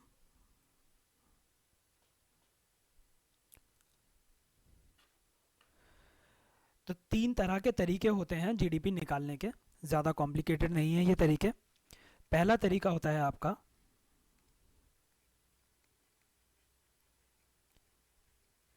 वैल्यू एडेड मेथड, दूसरा तरीका होता है आपका इनकम मेथड, और तीसरा तरीका होता है आपका एक्सपेंडिचर मेथड। वैल्यू एडेड तरीका मैं आपको बता चुका हूँ, हर एक स्टेज पे कुछ ना कुछ वैल्यू ऐड हो रही होगी। तो देखिए, आपने 5 रुपये लगाए थे, सामान खरीदा, उससे आपने 10 रुपये का सामान बना दिया, तो आपने कितनी वैल्यू ऐड कर दी, आपने 5 रुपये की वैल्यू ऐड कर दी। ये आपका इनिशियल प्रोडक्ट था, ये आपका फाइनल आउटपुट था, या ये कह सकते हो कि ये आपका इंटरमीडियरी था, या रॉ मटेरियल था, और ये आपका फाइनल आउटपुट था। तो वैल्यू एडिशन क्या हो गई, वैल्यू एडिशन क्या हो गई, वैल्यू एडिशन हो गई इस 10 में से इस 5 को माइनस कर दिया, यानी कि फाइनल आउटपुट में से ये जो इनिशियल आउटपुट था, आप जो इनिशियल इनपुट था उसको माइनस कर दोगे, आपकी वैल्यू एडिशन आ जाएगी। यही आपका वैल्यू एडेड मेथड होता है। इसके अंदर हम तीन सेक्टर कौन से थे, प्राइमरी, सेकेंडरी और टर्शरी, तीनों सेक्टर के अंदर टोटल वैल्यू कितनी ऐड हुई है उनको ऐड कर देंगे। प्राइमरी के अंदर x हुई थी, इसके अंदर y, इसके अंदर z, इन सबको ऐड करके हमारा जीवीए से हमारी जीडीपी आ जाएगी, ये सॉरी वैल्यू एडेड मेथड से हमारी जीडीपी आ जाएगी। ये एक तरीका है। दूसरा तरीका है आपका इनकम मेथड। इनकम मेथड के अंदर हम ये देखते हैं कि हमारे जो फैक्टर्स ऑफ प्रोडक्शन थे उन्होंने कितनी इनकम कमा ली। फैक्टर्स ऑफ प्रोडक्शन क्या है, land, labour, capital, entrepreneur. Land ने कमाया रेंट, लेबर ने कमाई वेज, कैपिटल ने कमाया इंटरेस्ट, और एंटरप्रेन्योर ने कमाया प्रॉफिट। इन सबको ऐड कर दो, तुम्हारी इनकम मेथड से जीडीपी आ जाएगी। तीसरा है एक्सपेंडिचर मेथड। एक्सपेंडिचर मेथड मतलब खर्चा कितना हुआ। तो देखिए, अगर कोई लैंड का रेंट जा रहा है अगर, तो कोई आदमी उसको पे भी तो कर रहा होगा, है ना, तो ये उसका एक्सपेंडिचर है। अगर किसी को वेज मिल रही है तो कोई उस वेज को दे भी तो रहा होगा, तो वो उसका एक्सपेंडिचर है। अगर किसी की इंटरेस्ट जा रहा है किसी कैपिटल का, तो कोई उसको इंटरेस्ट दे भी तो रहा होगा, तो वो भी खर्चा है। तो एक्सपेंडिचर मेथड के अंदर हम सारे खर्चों को जोड़ लेते हैं। तो ये जो सारे खर्चे होते हैं, ये सारे खर्चे कौन से होते हैं, ये हमें जानना है बस। तो सारे खर्चे कौन से होंगे, इसके लिए आपको याद करना है। याद करने के लिए कोई भी आप तरीका बना सकते हैं। मैंने बनाया है जनरल इंश्योरेंस कॉरपोरेशन, GIC, ठीक है। तो इसके अंदर ये होता है गवर्नमेंट एक्सपेंडिचर, I होता है आपकी इन्वेस्टमेंट, और C होती है आपकी प्राइवेट कंजम्पशन। तो गवर्नमेंट का खर्चा, प्राइवेट की कंजम्पशन, प्राइवेट की कंजम्पशन भी खर्चा करके ही होती है, साथ में जो भी इन्वेस्टमेंट हो रही हैं वो, किसी की इन्वेस्टमेंट किसी और का खर्चा बन गई। तो GIC गवर्नमेंट का खर्चा, प्राइवेट का खर्चा और इन्वेस्टमेंट, प्लस में X माइनस M, आपने कितना एक्सपोर्ट किया, माइनस में आपने कितना देश के अंदर बुलाया, इंपोर्ट किया। तो ये होता है एक्सपोर्ट, ये होता है इंपोर्ट। तो ये फॉर्मूला आपको याद रखना है। तो गवर्नमेंट का खर्चा, गवर्नमेंट एक्सपेंडिचर, प्लस में इन्वेस्टमेंट, प्लस में private consumption, plus export minus import, ये आपका ये वाला तरीका होता है। तो इसके साथ हमारा जीडीपी का लगभग सब कुछ खत्म हो गया। एक बार हम नोट से इसको देख लेते हैं बहुत ही फटाफट, फिर उसके बाद हम इन्फ्लेशन करेंगे। आज ही हमें इन्फ्लेशन भी ख़त्म करना है। तो देखिए, जल्दी से नोट्स देखेंगे, ज़्यादा देर रुकेंगे नहीं। ये आपकी फर्स्ट रीडिंग है, फिर बाद में आपको नोट्स भी पढ़ने हैं। तो इकॉनमी क्या होती है, दो वर्ड से मिलके बनी है, ये बेसिक चीज़ें हैं। ग्रीक वर्ड से मिलके बनी है आइकोनोमोस। आइकोस का मतलब होता है होम, नोमोस का मतलब होता है मैनेजमेंट। तो पहले इकोनॉमिक्स, ये एक वर्ड यूज़ होता था होम मैनेजमेंट के लिए, इसी वर्ड से डिराइव करके हमने इकोनॉमिक्स बना लिया है। तो नीड्स जो हैं ह्यूमन की वो अनलिमिटेड हैं, पर रिसोर्सेज लिमिटेड हैं, तो उनका जुडिशियस यूज़ होना चाहिए। तो ये स्केयर सिटी को सही से मैनेज करते हैं। फादर कौन है इकोनॉमिक्स का, ये एक फैक्ट है जो आपको याद रखना है। एडम स्मिथ को कहा जाता है फादर ऑफ इकोनॉमिक्स। इकोनॉमिक्स की दो ब्रांचेस होती हैं, मैक्रो और माइक्रो। तो देखिए, जब हम पूरी कंट्री की एज अ होल बात करते हैं तो उस इकोनॉमिक्स को कह देते हैं मैक्रो। जब हम इस कंट्री के अंदर छोटे छोटे इकोनॉमिक एजेंट्स की बात कर देते हैं, ये इकोनॉमिक एजेंट इंडस्ट्री हो सकती है, कोई इंडिविजुअल हो सकता है, मैं हो सकता हूँ, आप हो सकते हैं, कोई घर हो सकता है, हाउस होल्ड हो सकता है। हम किसी एक आदमी को देखेंगे, एक इंडस्ट्री को देखेंगे, और हम देखेंगे कि इस इंडस्ट्री की क्या क्या डिमांड है, क्या क्या सप्लाई है, ये कैसे काम कर रही है। तो ये जो चीज़ है, फिर हम एक इंडिविजुअल को देखेंगे और हम इसके बिहेवियर को पढ़ेंगे कि ये क्या डिमांड कर रहा है, क्या चीज़ें सप्लाई कर रहा है, कैसे बिहेव कर रहा है, ये अपने इकॉनमी के डिसीजन कैसे लेता है। ये सारी जो पढ़ाई है ये माइक्रो में की जाती है। मैक्रो के अंदर पूरे देश की इकॉनमी को एक साथ देखा जाता है। तो इसके अंदर हम किस चीज़ की बात करेंगे, इसके अंदर हम बात करेंगे ग्रोथ की, इन्फ्लेशन की, पॉवर्टी की, एम्प्लॉयमेंट या अनएम्प्लॉयमेंट की, इन सब चीज़ों की यहाँ पे बात होती है मैक्रो के अंदर। हमें एग्जाम पर्पस के लिए मैक्रो पे ही ज़्यादा फोकस करना है। तो भैया माइक्रो क्या है, इंडिविजुअल एजेंट्स का ध्यान देती है, उन्हीं के बिहेवियर्स को पढ़ाई करती है। इंडिविजुअल एजेंट कौन कौन हो सकते हैं, household, firm, buyer, seller और मार्केट या कोई भी। मैक्रो ये इकॉनमी एज अ होल पढ़ाई करती है। तो इसके अंदर नेशनल इनकम, एम्प्लॉयमेंट, पॉवर्टी, ये सारी चीज़ें देखी जाती हैं। इकॉनमी के अंदर किन किन चीज़ों की इन्फॉर्मेशन हमें मिलती है, कि प्रोडक्शन कैसे हो रही है, डिस्ट्रीब्यूशन, ट्रेड और कंजम्पशन कैसे हो रहा है। ठीक है, ये इसको आप भूल जाइए अभी के लिए, ठीक है, इसको आप इग्नोर कर दीजिए। ठीक है, तो ये होती है economic information. Types of economy हम ऑलरेडी देख चुके हैं, ओपन और क्लोज देख चुके हैं। ओपन जहाँ पे ट्रेड हो रहा है, एक्सपोर्ट और इंपोर्ट यहाँ पे फ्रीली मूव कर रहे हैं, यहाँ पे नहीं करते। फ्री मार्केट इकॉनमी हम देख चुके हैं। फ्री मार्केट इकॉनमी का सबसे अच्छा फ़ायदा क्या होता है, हमारे पास कंपटीशन। देखिए, फ्री मार्केट इकॉनमी वैसे हमें बाद में भी देखनी है, पर थोड़ा सा यहाँ पे और देख लीजिए। फ्री मार्केट के अंदर गवर्नमेंट इंटरफेयर नहीं कर रही, तो जिसको भी लगता है कि वो सामान बेच सकता है वो मार्केट में घुस जाएगा। जब उसका सामान बिकता रहेगा तब तक मार्केट में रहेगा। जब उसको लगता है कि अब मेरा सामान ज़्यादा नहीं बिक रहा तो वो मार्केट से एग्जिट कर देगा। तो यहाँ पे अनरिस्ट्रिक्टेड एंट्री है और अनरिस्ट्रिक्टेड एग्जिट है। ठीक है, तो यहाँ पे जब ढेर सारे लोग कोई भी फ्रीली मार्केट के अंदर आ सकता है तो ढेर सारी चीज़ों की चॉइस मिल जाएगी लोगों के पास। तो मान लीजिए ये सब के सब जूता बना रहे हैं, तो आपके पास चॉइस है कि आप किसी से भी जूता खरीद लें मार्केट में जाके, जो आपको सबसे अच्छा, कम दामों में सबसे अच्छा जूता दे। तो आपको यहाँ पे चॉइस मिलती है और मार्केट के अंदर कंपटीशन रहता है। इसको अभी बाद में वैसे देखना है, लेकिन यहाँ पे हल्का सा आपको दे दिया ओवरव्यू। मार्केट इकॉनमी प्रॉफिट को मैक्सिमाइज करती है। कैपिटलिस्ट इकॉनमी कौन सी होती है? जहाँ पे factors of production private control करता है। कमांड इकॉनमी के अंदर सेंट्रलाइज्ड प्लानिंग होती है, जो पूरी इकॉनमी के लिए प्लान बनेगा वो एक सेंट्रल लेवल पे बनता है। सोशलिस्ट इकॉनमी के अंदर फैक्टर्स ऑफ प्रोडक्शन को स्टेट कंट्रोल करता है या फिर गवर्नमेंट कंट्रोल करती है। मिक्स्ड इकॉनमी के अंदर दोनों होते हैं। ये एक इम्पॉर्टेंट, ज़्यादा इम्पॉर्टेंट भी नहीं, बस देख लीजिए। इंडिया के अंदर मिक्स्ड इकॉनमी का वो है जब हम चैप्टर पढ़ेंगे प्लानिंग का, यानी कि आज से 4 या 5 दिन के बाद, उसके अंदर हमें पूरी यही बात इसी के ऊपर डिस्कशन करनी है। तो इंडिया जो है वो एक मिक्स्ड इकॉनमी फॉलो करती है, यानी यहाँ पे प्राइवेट प्लस पब्लिक दोनों के दोनों एग्जिस्ट करते हैं। यहाँ पे सेंट्रल प्लानिंग थी जब हमने स्टार्ट किया था 1950s में, हमने सेंट्रल प्लानिंग स्टार्ट की थी। हमने बनाई थी प्लानिंग कमीशन, और ये जो प्लानिंग कमीशन थी ये भारत के लिए बनाती थी 5 ईयर प्लान्स। ये जो 5 ईयर प्लान्स हुआ करते थे, इसके अंदर 5 सालों का पूरा प्लान बना होता था। हर साल बजट पेश करके हम उस साल कुछ ना कुछ इन्हीं प्लान में से फुलफिल कर रहे होते थे। तो हर साल बजट आता था, वो इस प्लान का कुछ ना कुछ हिस्सा इम्प्लीमेंट करता रहता था।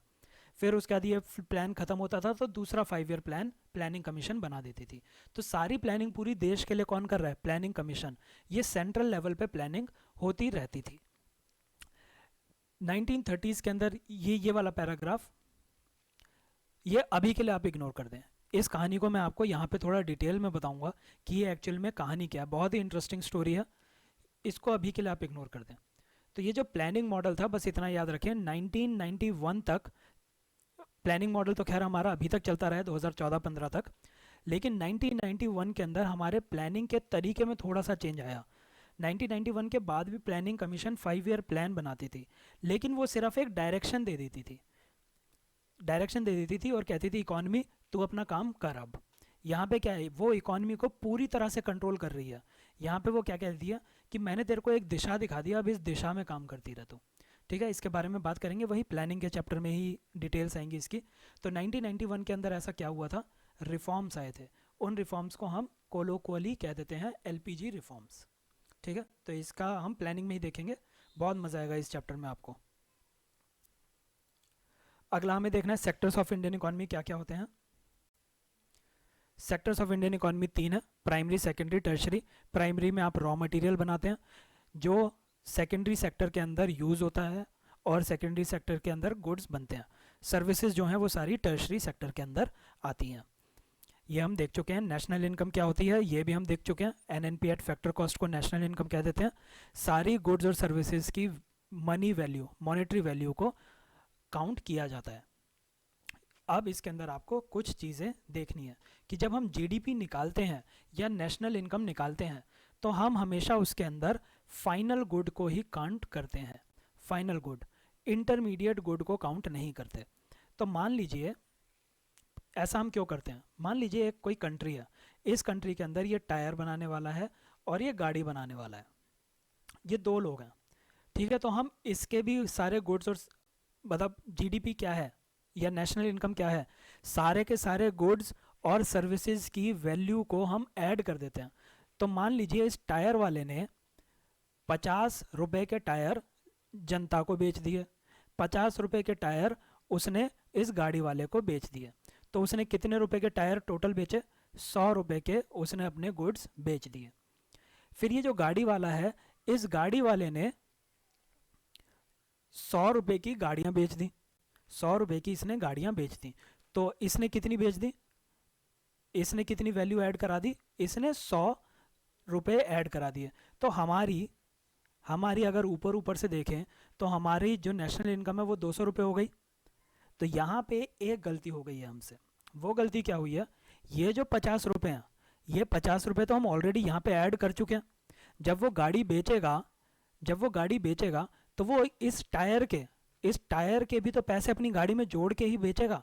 वो ऐसा तो करेगा नहीं कि वो उसने 50 रुपये का टायर लिया और उसकी गाड़ी बन रही थी 100 रुपये की, उसने इन 50 रुपये को अपनी गाड़ी में नहीं जोड़ा और उसने कह दिया कि मैं तो 100 रुपये लूँगा। ऐसा तो वो नहीं करने वाला ना, ऐसे तो उसको नुकसान हो जाएगा।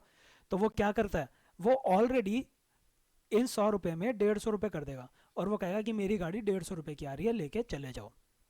ठीक है, तो यहाँ पे अगर वो 100 रुपये चार्ज कर रहा है तो इसका मतलब क्या है कि वो इस 100 रुपये में 50 रुपये ऑलरेडी जोड़ चुका है। तो जब उसने गाड़ी बेची तो यहाँ पे भी वो 50 रुपये आ रहे हैं और इस वाली कैलकुलेशन के अंदर भी हमने 50 रुपये रख रखे हैं। तो आपको नहीं लगता कि ये 50 रुपये 2 बार काउंट हो रहे हैं? तो ये 200 रुपये होने की बजाय 150 रुपये होना चाहिए था। एक बार और देखिए इसको, टायर वाले ने पब्लिक को जो टायर बेचे वो 50 रुपये के थे, उसने एक इंडस्ट्री को टायर बेच दिए 50 रुपये के। ये टायर गाड़ी बनने में गाड़ी में यूज़ हुए। उस इंडस्ट्री की गाड़ी बनती थी 50 रुपये की, प्लस में 50 रुपये के उसको टायर उसने जो खरीदे थे वो भी गाड़ी की वैल्यू में जुड़ गए। ठीक है, तो यहाँ पे ये वाला 50 2 बार ही यूज़ हो रहा है, तो ये डबल काउंटिंग होती है। ये डबल काउंटिंग हमें नहीं करनी होती, हमें सिर्फ फाइनल गुड देखना है। फाइनल गुड क्या होता है? फाइनल गुड क्या होता है, बड़े ध्यान से समझिए इसको। फाइनल गुड क्या है? फाइनल गुड वो है जो कंज्यूमर डायरेक्टली यूज़ कर रहा है, कंज्यूमर यूज़ कर रहा है। अगर कोई आदमी किसी चीज़ को खरीद के उसको किसी और चीज़ के अंदर जोड़ दे और फिर आगे बेच दे तो वो फाइनल प्रोडक्ट नहीं रहा। ये जो है ये फाइनल प्रोडक्ट थोड़ी रहा। मान लीजिए मेरे पास ढेर सारे पेन के कवर पड़े हैं, पेन के खाली कवर पड़े हैं मेरे पास, ढेर सारे पड़े हैं। तो मैंने मार्केट से रिफ़िल खरीदी 3-3 रुपए की, 3-3 रुपए की रिफ़िल खरीदी। मैंने उनको उन पेन के कवर के अंदर भर दिया और मैंने उन पेन को बेच दिया 10 रुपए का। तो अगर आप ऐसा कर रहे हैं, मेरी जगह आप कर रहे हैं ऐसा, तो क्या आप ऐसा करेंगे कि इस 10 रुपए के अंदर ये 3 रुपए की भी चीज़ जोड़ लेंगे ऑलरेडी? है ना, आपका जो पेन था, जो कवर था, वो आपको 5 रुपए का पड़ रहा था, 3 रुपए की रिफिल और ऐड की तो ये 8 रुपए का आपको पेन पड़ रहा है और 2 रुपए आप अपना मुनाफा रख रहे हैं। ऐसे ही तो आप प्राइस को रखेंगे। तो फाइनल प्रोडक्ट इसके अंदर क्या हुआ, ये फाइनल प्रोडक्ट है ना। जो हमने ये बिजनेस किया, इस बिजनेस के अंदर जो लास्ट में हम पेन बेच रहे हैं वो फाइनल प्रोडक्ट है। ये जो हमने रिफिल खरीदी थी ये फाइनल प्रोडक्ट नहीं है। ये कैसा प्रोडक्ट है? ये इंटरमीडिएट प्रोडक्ट है, क्योंकि इसको फाइनल कंज्यूमर यहाँ पे यूज़ नहीं कर रहा है, यहाँ पे एक प्रोड्यूसर उसको यूज़ कर रहा है और ये कंज्यूमर यहाँ पे उसको यूज़ करेगा पेन को। ठीक है, तो हमें जीडीपी की कैलकुलेशन के अंदर सिर्फ और सिर्फ फाइनल चीज़ों को लेना होता है, इंटरमीडिएट चीज़ को नहीं लेना होता। तो यहीं पे देखिए, ये जो टायर वाला था, जो ये टायर वाला था, ये 50 रुपए के टायर डायरेक्टली पब्लिक को बेच रहा था। तो ये तो डायरेक्टली पब्लिक कंज्यूमर है, कंज्यूमर का ये फाइनल गुड हो गया कंज्यूमर के लिए, तो यहाँ पे इसको काउंट किया जाएगा। लेकिन यहाँ पे ये जो टायर है 50 रुपए के, ये इंडस्ट्री को बेच रहा है। इंडस्ट्री उस टायर को as a raw material use करेगी, रॉ मटेरियल की तरह यूज़ किया और अपनी गाड़ी में लगा दिया। तो अब यहाँ पे ये जो 50 रुपए हैं, 50 रुपए जो खर्च हुए या फिर जो भी इनकम हुई, जो भी कह लीजिए आप, ये 50 रुपए फाइनल गुड्स पे खर्च नहीं हुए हैं, ये इंटरमीडिएट गुड पे खर्च हुए हैं। तो इंटरमीडिएट को काउंट नहीं किया जाएगा। तो इसके अंदर जीडीपी के अंदर सिर्फ और सिर्फ फाइनल गुड्स को काउंट किया जाता है। दूसरा, सारे न्यू गुड्स को काउंट करते हैं, सेकंड हैंड गुड्स को काउंट नहीं करते। देखिए, हमारा इकॉनमी के साथ जीडीपी निकालने से हमारा जो ऑब्जेक्टिव है वो क्या है? हमारा ऑब्जेक्टिव ये है कि हम ये देखना चाहते हैं कि सारे गुड्स और सर्विसेज की वैल्यू क्या है, हमारी कंट्री कितना सामान बना रही है, ये हम देखना चाहते हैं। तो मान लीजिए 2010 के अंदर एक गाड़ी बनी थी, इस गाड़ी की वैल्यू पड़ी 100 रुपये। फिर 2015 में इस गाड़ी को अमित ने सुरेश को बेच दिया, तो अब उसने ये बेच दी 50 रुपये की। क्या यहाँ पे कोई नई गाड़ी बनी है? क्या यहाँ पे ये जो उसने बेचा है, ये जो 50 रुपये की ट्रांजैक्शन हुई है, क्या यहाँ पे कोई भी गुड बना है? क्या यहाँ पे कोई भी सामान बना है? यहाँ पे कोई भी सामान नहीं बना। क्या यहाँ पे कोई भी सर्विस अभी तक आई है? यहाँ पे कोई सर्विस भी नहीं आई। बस अमित ने सुरेश को अपनी गाड़ी बेच दी, उस गाड़ी की वैल्यू तो हम ऑलरेडी 2010 में काउंट कर चुके हैं। 2015 में तो कोई नया गुड नहीं बनाना उस गाड़ी इस 50 रुपये के बदले, तो ये सेकेंड हैंड चीज़ें काउंट नहीं होंगी। पर यहाँ पे देखिए, इस वाले एग्जाम्पल में जहाँ पे अमित ने डायरेक्टली सुरेश को बेच दी, ना तो कोई गुड प्रोड्यूस हो रहा है ना ही सर्विस प्रोड्यूस हो रही है, तो यहाँ पे हम कुछ भी काउंट नहीं करेंगे। पर अब एक दूसरी सिचुएशन देखिए, अमित को गाड़ी बेचनी है, 100 रुपये की उसने खरीदी थी 2010 में, पर उसको ग्राहक नहीं मिल रहे, तो वो गया अंकित के पास और अंकित से कहा यार मेरी गाड़ी बिकवा दे। अंकित ने कहा मैं तेरी गाड़ी बिकवा दूंगा पर 10 रुपये कमीशन लूंगा। उसने कहा ठीक है तू कमीशन ले लियो। तो अंकित ने बहुत मेहनत की, 10-20 लोगों से उसने बात की, फिर उसको मिला सुरेश। फिर उसने कहा कि भाई सुरेश ये ले गाड़ी। सुरेश ने 50 रुपये की गाड़ी खरीद ली। तो इस वाले एग्जाम्पल में क्या हो रहा है, इस एग्जाम्पल में क्या इस 50 रुपये का कोई नया गुड बन रहा था? तो यहाँ पे कोई भी नया गुड नहीं बना। लेकिन क्या यहाँ पे कोई सर्विस बनी है? नहीं। तो यहाँ पे एक नई सर्विस बनी है, एक आदमी ने अपनी सर्विसेज प्रोवाइड की हैं, अंकित ने। तो ये जो 10 रुपये हैं, ये 10 रुपये काउंट होंगे हमारी जीडीपी के अंदर। तो सेकेंड हैंड चीज़ें काउंट नहीं होती हैं, लेकिन सेकेंड हैंड चीज़ों को बेचने के लिए जो कमीशन लगी है, कमीशन एजेंट जो आया है, वो काउंट की जाती हैं। तो ये यहाँ पे काउंट होंगी। ठीक है, ये वाला पैराग्राफ इसी चीज़ को कहता है। एक तीसरी चीज़ जो आपको यहाँ पे याद रखनी है, वो क्या कहती है कि अगर कोई सर्विस सेल्फ कंजम्पशन के लिए हो रही है तो उसको हम जीडीपी में काउंट नहीं करेंगे। सारी सर्विसेज काउंट होती हैं पर सेल्फ कंजम्पशन की सर्विस काउंट नहीं होती। सेल्फ सर्विस क्या होती है, सेल्फ कंजम्पशन क्या होती है? घर के अंदर आपने झाड़ू पोछा लगा लिया, अपने लिए झाड़ू पोछा लगाया, क्या आप उसके पैसे मांगेंगे? तो उसके पैसे काउंट नहीं होते। आपने घर पे खाना बना लिया, आपने सर्विस दी है खाना बनाने की, यही काम अगर आपके किसी कुक ने किया होता तो आपको कुक को पैसे देने पड़ते।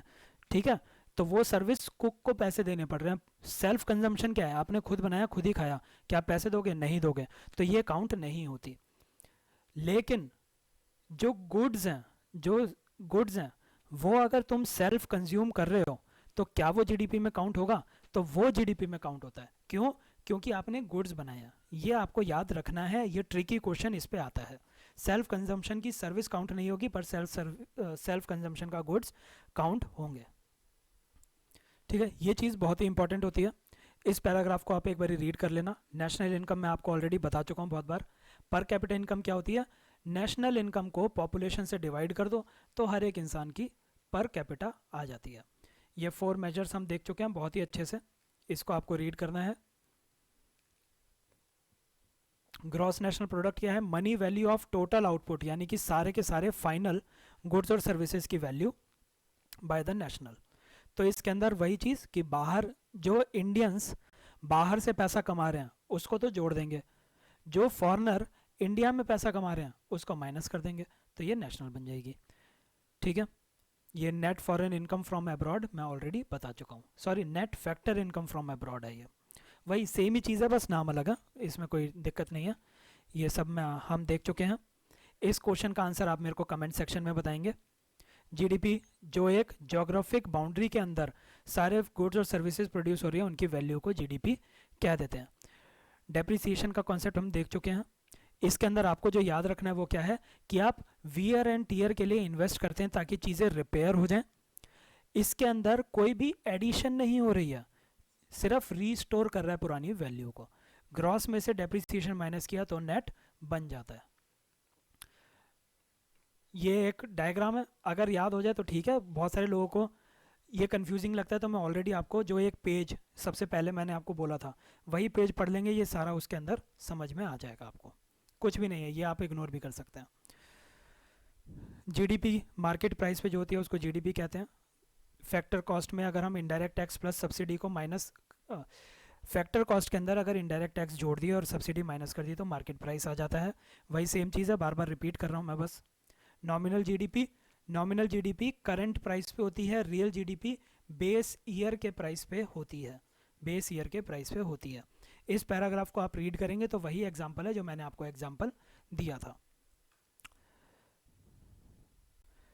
हमारे एस्टिमेट्स कौन प्रोवाइड करता है ग्रोथ के? सीएसओ करता है। ये 3 मेथड हम ऑलरेडी देख चुके हैं, आउटपुट मेथड, इनकम मेथड और एक्सपेंडिचर मेथड। इसके अंदर ये वाली जो चीज़ें हैं ये आप एक बार ध्यान से देखना, और जो अभी तक हमने पढ़ा है मुझे कमेंट्स में बताना कि क्या आपको इसमें कोई दिक्कत आ रही है जो अभी तक हमने पढ़ा है उसके बाद। मुझे नहीं लगता कि आपको आनी चाहिए, पर फिर भी आप एक बार इसको ध्यान से देखना और पेन पेपर लेके बैठ के देखना।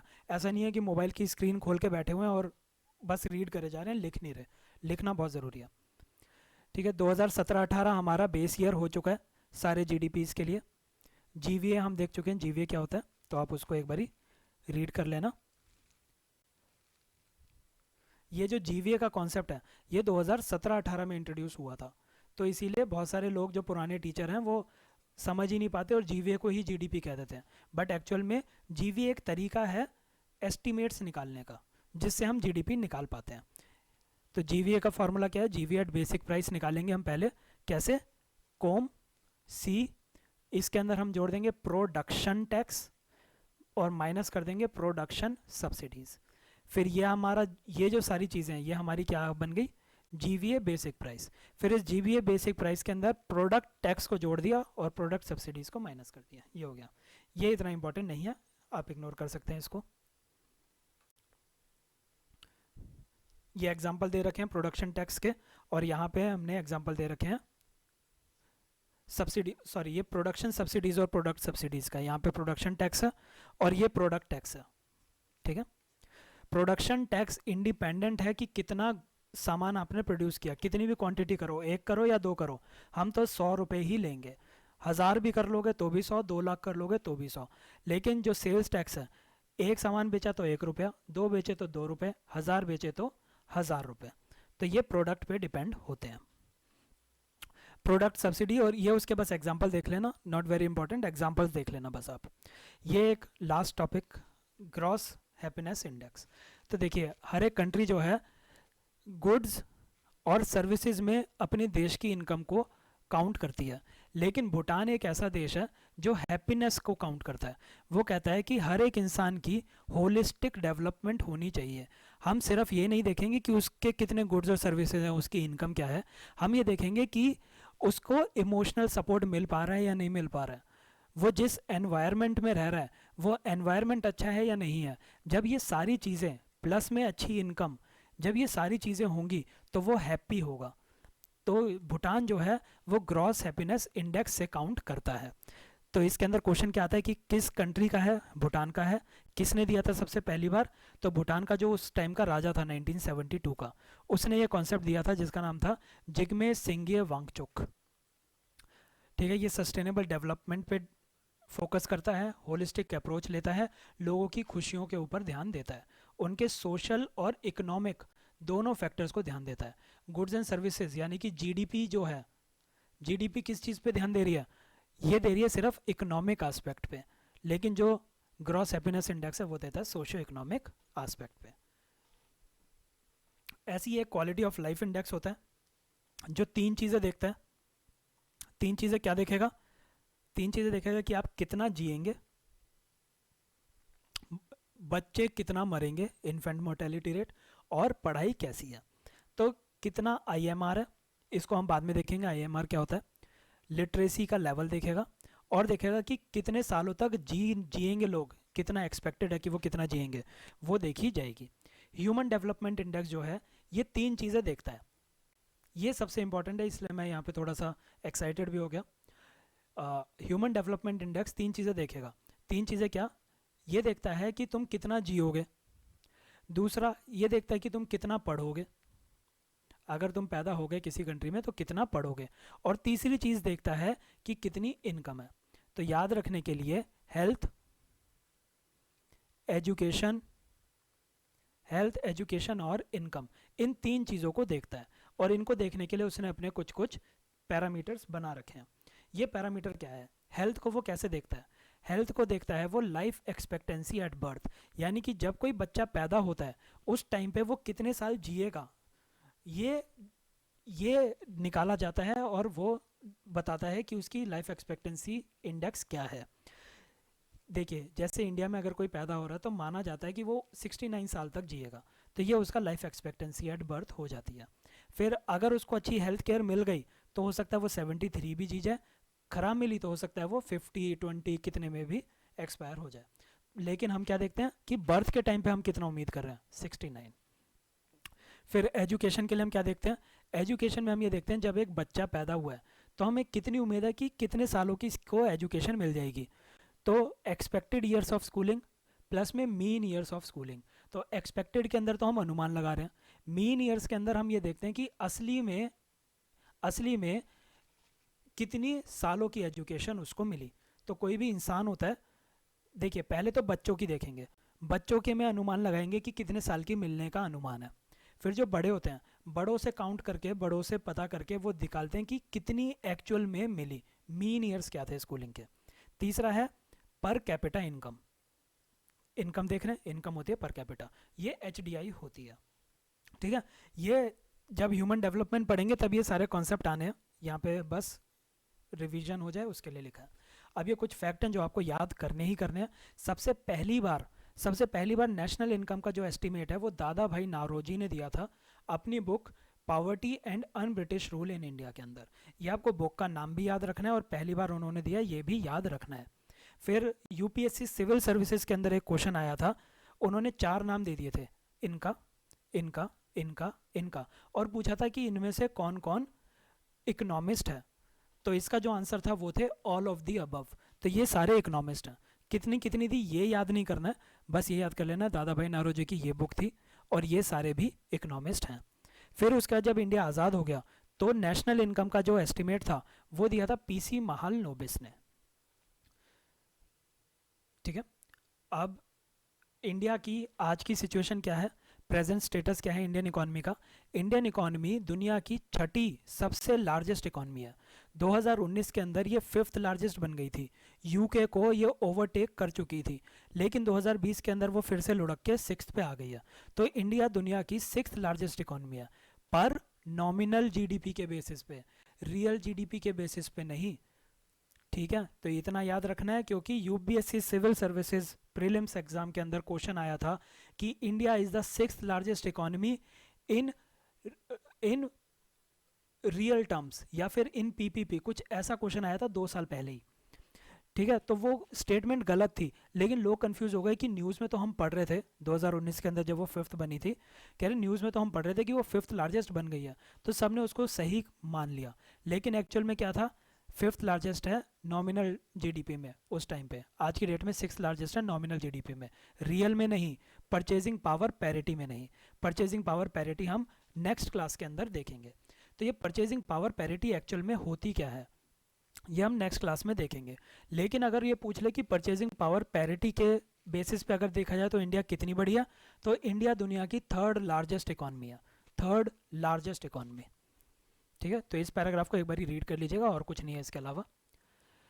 ये सिर्फ एक फैक्ट दे रखा है कि 1951 से लेकर 2013 तक 5.8% की ग्रोथ रही है। नॉट वेरी इंपॉर्टेंट, आप इसको अभी छोड़ दीजिए, इसको हम नेक्स्ट क्लास के अंदर देखेंगे, तो फिलहाल के लिए इसको आप छोड़ दीजिए। जीडीपी के अंदर इतना ही है। अगला जो टॉपिक है वो हम इन्फ्लेशन कर रहे हैं, या फिर एक काम करते हैं, ये जो वीडियो है ये ऑलरेडी काफ़ी लंबी हो गई है, तो इसको यहीं पे ही हम स्टॉप कर रहे हैं। अगली वीडियो मैं आपको आज की ही डेट में प्रोवाइड कर दूंगा, आप उसके अंदर इन्फ्लेशन देख सकते हैं। वो इतनी लंबी वीडियो नहीं होगी, वो छोटी होगी, ईजी कॉन्सेप्ट है इन्फ्लेशन का, महंगाई देखेंगे हम इसके अंदर। तो इस वीडियो को आप लाइक कर दें, चैनल को सब्सक्राइब कर लें, दोस्तों के साथ शेयर करें, और कमेंट में आप डाउट पूछ सकते हैं पर लाइक करना ना भूलें। जितना आप लाइक करेंगे, जितना आप कमेंट करेंगे, उतना यूट्यूब हमें सपोर्ट करेगा, हमारे कंटेंट को और भी ज़्यादा प्रमोट करेगा यूट्यूब, तो इससे हमें भी थोड़ी सी हेल्प मिलती है। तो इसीलिए लाइक और कमेंट करना ना भूलें और लोगों के साथ शेयर करें। Thank you.